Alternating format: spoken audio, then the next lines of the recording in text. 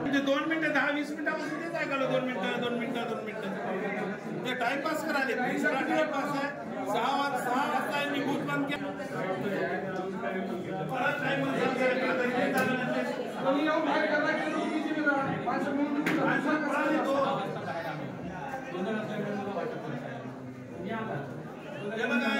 गोदरा सर्व वाटप करतात